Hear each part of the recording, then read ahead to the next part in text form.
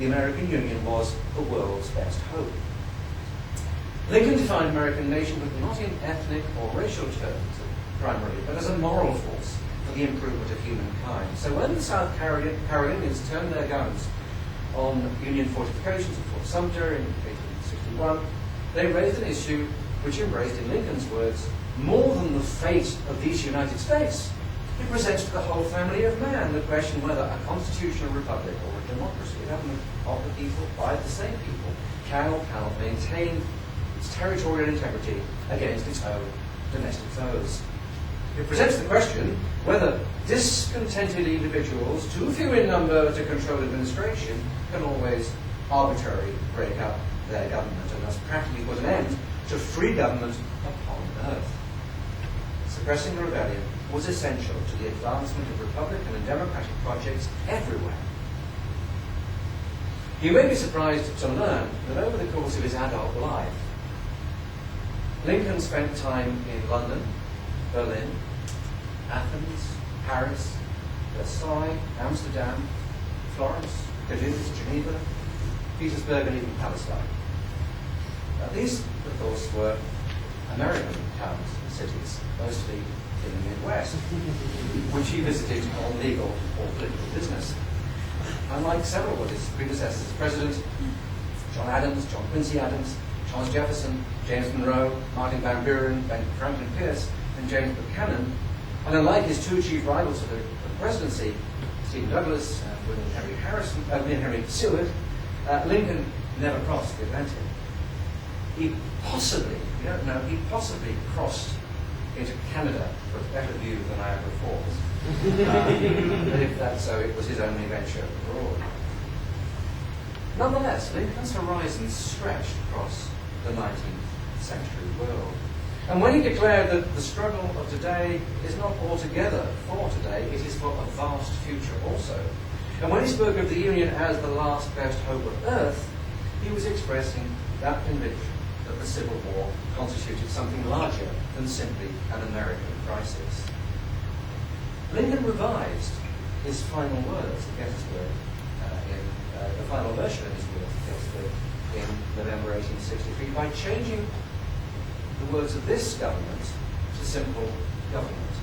Originally it read that this government of the people, by the people, or the people, shall not perish from the earth, but he took out. It became that government of the people, by the people, for the people. A universalizing of the sentiment. He was only giving renewed expression here in the Gettysburg Address to sentiments that he had repeated throughout his life. It was such sentiments that nourished Lincoln's hostility to the nativists who wanted to restrict the rights of immigrants, and which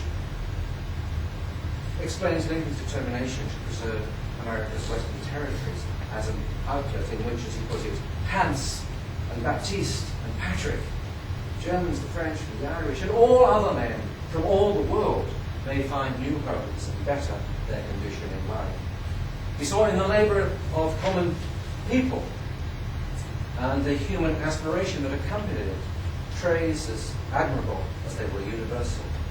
It was this that led him to tell New York working men, the strongest bond of human sympathy outside of the family relation should be one uniting all working people, of all nations and tongues and kindreds. Declaring his faith in the American system of labour where the labourer can strike if he wants to, Lincoln added, I would to God that such a system prevailed all over the world. Put all these elements together and it's clear that although Lincoln's influence on the larger global processes of the modern age cannot be precisely weighed, he must be accorded an inspirational role in the era of liberal and democratic nationalism. No historian of the United States would doubt that Lincoln is the central figure in the construction of the modern American nation, one premised not upon racial identity, but on a more inclusive idea of common peoples joined by democratic and civic principles. This too has been the core of his appeal and legacy abroad, combined with his standing as the premier self-made man of the age. He perfectly embodied the key features of modernity, the processes of economic development and self-development, signaled by the expansion of the capitalist market worldwide. the assault on ancestral privilege, and the widening of life chances as individuals freed themselves from the hierarchies of ascribed status. I'm going to close with an anecdote. A few years ago, standing at a supermarket checkout in Chicago, I found myself gazing at the sensational front page story of the Weekly World News. I don't know how many of you know this newspaper. It is often on sale checkouts at supermarkets. Sensationalist newspaper. The headline grabbed my attention, and it read, "He's kept alive for 95 seconds. Abraham Lincoln's corpse revived." After being injected with the wonder drug, Revivitol, Lincoln had allegedly stirred into life and spoken to the amazed scientists who were surrounding him. He managed to utter just one sentence before he lost consciousness again. His words were, "Gentlemen, where am I?" Now, it seems to me, given the rich imagination that it fashioned the story, the remark is disappointingly banal. Has any historians, Alan Milne had been there, if I had been there, the American Studies Department here had been there, if the students here had been there, we would surely have been smuggled into the scene. We would surely have wanted to explore some meatier issues.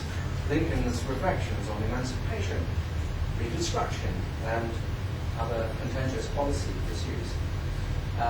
We might want to put to him the moral calculation that saw 4 million slaves emancipated at a cost of almost 750,000 dead.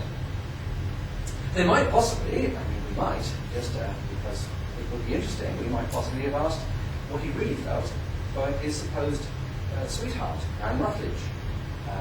What were his relations with his most intimate friend, Joshua Speed?